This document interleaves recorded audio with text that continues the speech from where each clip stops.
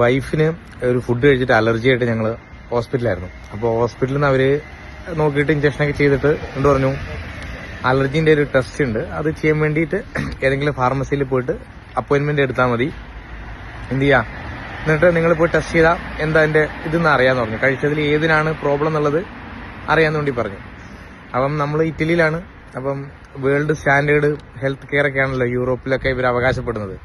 അങ്ങനെ ഒരു ഫാർമസിയിൽ ഇത് ബുക്ക് ചെയ്യാൻ വന്നതാണ് അലർജിക്കുള്ളത്. ഞങ്ങൾക്ക് ഡേറ്റ് കിട്ടിയേക്കണത് അടുത്ത വർഷം ഫെബ്രുവരി 2026 ഫെബ്രുവരി 16.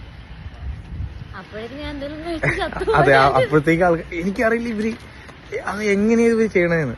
എന്റെ ഫ്രണ്ടിന് ഇതുപോലെ ഒരു വട്ടം നടുവേനയായിട്ട് 8 മാസം കഴിഞ്ഞിട്ടാണ് അവൻ അതിനുള്ള ഇത് കിട്ടിയത്. ലൈക്ക് ബാക്കിയൊക്കെ ഓക്കെയാണ് ഇവിടുത്തെ ലൈക്ക് ഹെൽത്ത്. അയ്യോ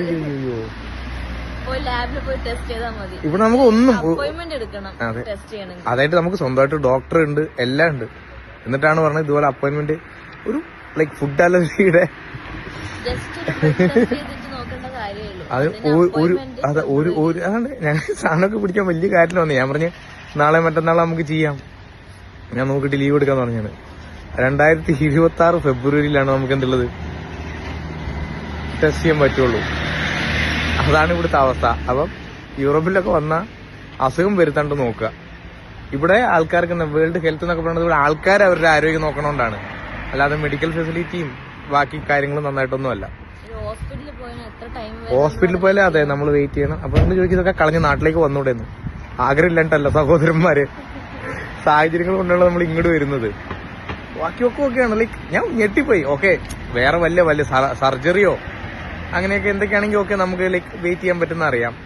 പക്ഷെ ലൈക്ക് അലർജി ടെസ്റ്റ് ചെയ്യാൻ, അതെ അലർജി ടെസ്റ്റ് ചെയ്യാൻ നമ്മൾ 1 കൊല്ലം വെയിറ്റ് ചെയ്യണം എന്ന് പറയുന്നത്. അതിന്റെ ഇടയ്ക്ക് ഫുഡ് കഴിച്ചാൽ നമ്മള് ഒരു പിടുത്തവും ഇല്ല.